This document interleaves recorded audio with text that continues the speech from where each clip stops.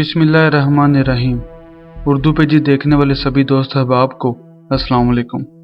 नाज़रीन, गामा और अमाबश फ़न पहलवानी की आखिरी हदों को छूने के बाद ज़िंदगी की सीढ़ियाँ उतर रहे थे। उन्होंने बड़ी सादगी, शान और शराफत से ज़िंदगी गुजारी थी। अलबत्ता उन्हें बस एक ही बात का गम खाया जा रहा था कि कहीं उनके ख़ानदान में से पहलवानी ख़त्म न हो जाए। इस दौर में देसी कुश्ती अपने अरूज पर थी, जो सिर्फ पाकिस्तान और भारत में ही मकबूल थी, जबकि दुनिया में फ्री स्टाइल रेसलिंग का दौर दौरा था।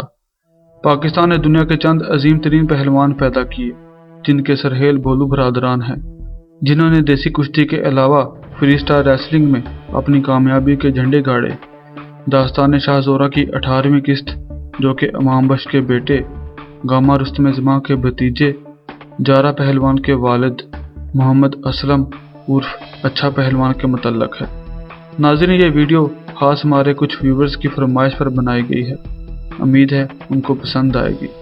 वीडियो शुरू करने से पहले नए आने वाले तमाम दोस्त अहबाब से गुजारिश है कि हमारे चैनल उर्दू पेजेस को सब्सक्राइब करके साथ मौजूद घंटी के बटन को दबा दें। नाज़रीन, गामा पहलवान को दुनिया का कोई इंसान चित ना कर सका, मगर कुदरत ने उसे कड़े इम्तिहान में डाल रखा था। उसके यहाँ जितने भी लड़के पैदा होते वो सब के सब फौत हो जाते, मगर लड़कियां जिंदा रहती। इसी दौर में गामा पहलवान का आखिरी फर्जंद जलाल वफात पा गया। अमाबश से अपने भाई गामा की ये हालत देखी ना गई और अमाबश ने अपने बेटे मोहम्मद असलम को गामा पहलवान के हवाले कर दिया। असलम पहलवान ने एक ताबेदार फर्जंद की तरह गामा पहलवान को अपनी मोहब्बत दी और जलाल की जुदाई के जख्म को भुलाने में मदद दी। मोहम्मद असलम 1927 को लाहौर में पैदा हुए। 6 फुट 4 इंच कद और 150 किलो वजन के मालिक अच्छा पहलवान भाइयों में चौथे नंबर पर थे, लेकिन शाहजोरी और फन पहलवानी में भोलू के बाद कोई था तो अच्छा पहलवान का नाम ही लिया जाता। यूँ तो अकरम और गोगा का फन भी कमाल था, मगर अच्छा पहलवान की चढ़ाई के पीछे गामा रुस्तम जमा और हमीदा रहमानी जैसे अजीम शाहजोर की ताकत और फन था। अच्छा पहलवान जब अखाड़े में उतरता तो देखने वालों को गुमा होता जैसे गामा पहलवान नया जन्म लेकर मैदान में उतर आए हों। असलम पहलवान ने क़याम पाकिस्तान से कबल अमृतसर और पंजाब की मुख्तलिफ रियासतों में होने वाले दंगलों में हिस्सा लिया और हर दंगल में कामयाब रहे। अच्छा पहलवान ने 12 साल की उम्र में बाला पहलवान को शिकस्त देकर अपनी फतूहात का आगाज़ किया और देखते ही देखते शाहजोरी की बुलंदियों को छूने लगे। 3 फरवरी 1946 को अच्छा पहलवान की कुश्ती हाजी असलम पट्टा गुलाम मुहीउद्दीन से तय पाई। हाजी असलम पहलवान हाजी अफजल का बड़ा भाई था। अच्छा पहलवान ने इस माहिर फनकार पहलवान को बड़ी मुश्किल से गिराया। यहाँ से अच्छा पहलवान की फतूहात का नया दौर शुरू होता है। वो अब भोलू पहलवान की डाल बन गया था।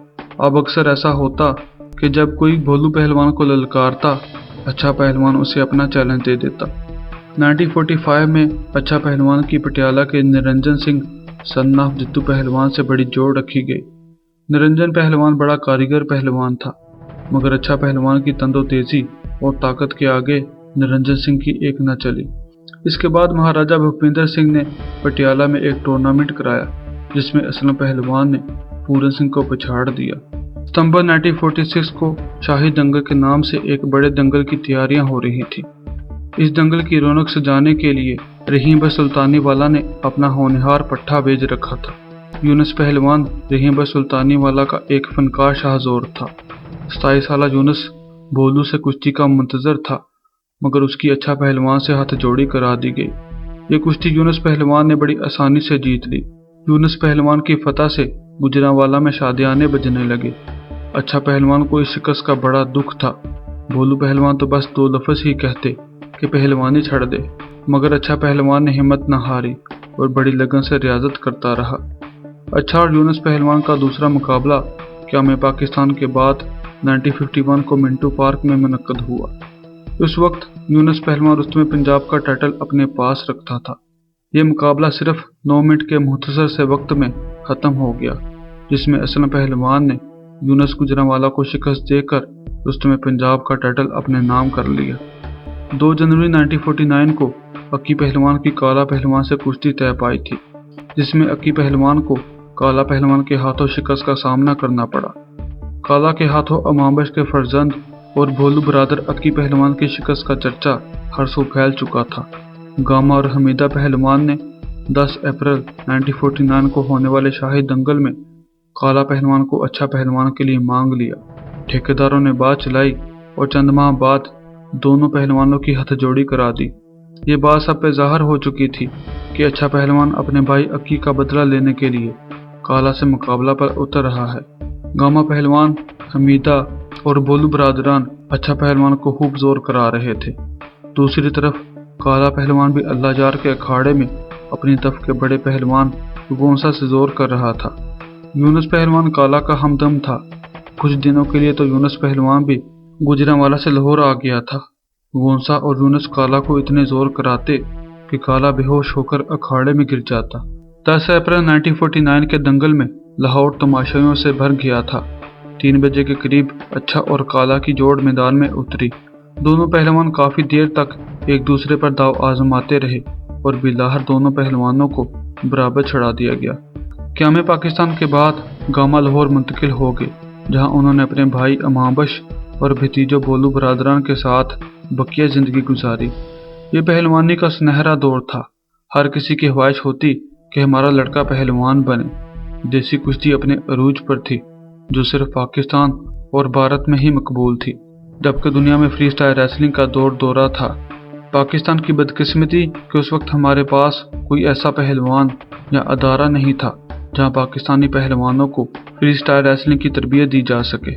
सन 1952 में free style wrestling champion Saeed Saif Shah और सरदार खां इंग्लैंड से पाकिस्तान तशरीफ लाए और पाकिस्तानी पहलवानों को फ्री स्टाइल रेसलिंग की तालीम देनी शुरू कर दी। इस तरह पाकिस्तान में भी फ्री स्टाइल रेसलिंग का आगाज हो गया, जिसके बाद दुनिया भर से फ्री स्टाइल रेसलर पाकिस्तान का रुख करने लगे। लोग देसी कुश्ती के साथ फ्री स्टाइल रेसलिंग से भी लुत्फ अंदोज होने लगे और बोलू बरादरान से फ्री स्टाइल रेसलिंग की डिमांड करने लगे। लिहाजा असलम, अक्की और गोगा पहलवान ने देसी कुश्ती के साथ फ्री स्टाइल रेसलिंग भी शुरू कर दी। उन दिनों नैरोबी में खूब दंगल होते थे। पाको हिंद के अक्सर पहलवान नैरोबी जाते मगर नामराद होकर वापस आते। नवाब सदीक खां उन दिनों नैरोबी में पाकिस्तानी सफीर के फराइज सर अंजाम दे रहे थे। उन्होंने गामा से राब्ता किया और गामा ने 5 पहलवानों का जत्था नैरोबी रवाना किया, जिसमें अच्छा पहलवान, अक्की और गोगा पहलवान शामिल थे। नैरोबी के मुसलमानों ने भोलू बरादरान का जोशो खरोश से इस्तकबाल किया और फिर चंद ही दिनों बाद पाकिस्तानी शाहजोर अपना रंग जमाने लगे। नैरोबी में अच्छा पहलवान का मुकाबला महेंद्र सिंह से हुआ और 20 मिनट के इस मुकाबला में महेंद्र सिंह को चित करके नैरोबी में पाकिस्तानियों के शिमले ऊंचे कर दिए। अभी पहलवान कुश्ती में मसरूफ थे कि उन्हें अपने मामू हमीदा पहलवान की अचानक मौत की खबर मिली और तमाम पहलवान गम से निढाल पाकिस्तान वापस आ गए। सन 1954 को यूरोपियन हैवीवेट चैंपियन बर्ट एसेरिटी ने गामा पहलवान को चैलेंज कर दिया, मगर तब तक गामा रुस्तम जमा फन्ने पहलवानी को खैरबाद कह चुके थे। लिहाजा गामा पहलवान की जगह असलम पहलवान को मुकाबले के लिए उतारा गया। ये मुकाबला मुंबई में 40,000 तमाशाइयों की मौजूदगी में हुआ, जो असलम पहलवान की जिंदगी का मुश्किल तरीन मुकाबला था, क्योंकि बर्ट एसेरिटी दुनिया भर में रैंक 2 का पहलवान था। मुकाबले के हिंदुस्तानी मुंतजम ने उस कामयाबी पर असलम पहलवान को 10,000 रुपये बतौर इनाम पेश किया। सन 1953 में असलम पहलवान ने ऐलान किया कि दुनिया का जो पहलवान उसे शिकस्त देगा उसे 1 लाख रुपये बतौर इनाम दिए जाएंगे। हिंदुस्तान के मशहूर पहलवान त्रिलोक सिंह ने यह चैलेंज कबूल कर लिया। कराची के नेशनल स्टेडियम में यह मुकाबला हुआ और असलम ने दूसरे ही राउंड में त्रिलोक सिंह को शिकस्त दे दी। बहुत कम वेस्टर्न पहलवानों ने अच्छा पहलवान का सामना किया और कोई भी पहलवान बस चंद मिनट ही अच्छा पहलवान के सामने टिक पाता। असलम पहलवान ने 400 के करीब कुश्तियां जीती और जिन मुकामी पहलवानों को शिकस्त दी उनमें असलम मोहनीवाला, पूरन सिंह, यूनुस पहलवान, निरंजन सिंह, महेंद्र सिंह, गोंसा पहलवान, त्रिलोक सिंह, अर्जुन सिंह, टाइगर जोगिंदर सिंह, टाइगर सुच्चा सिंह जैसे नामी ग्रामी पहलवान शामिल हैं। अच्छा पहलवान ने बेशुमार बैनुल-अक़वामी मुकाबलों में हिस्सा लिया और अपने फन की दाद वसूल की। जिन मशहूर गैर मुल्की रेसलर से अच्छा पहलवान के मुकाबले हुए और उन्होंने फतह पाई, उनमें से चंद के नाम ये हैं।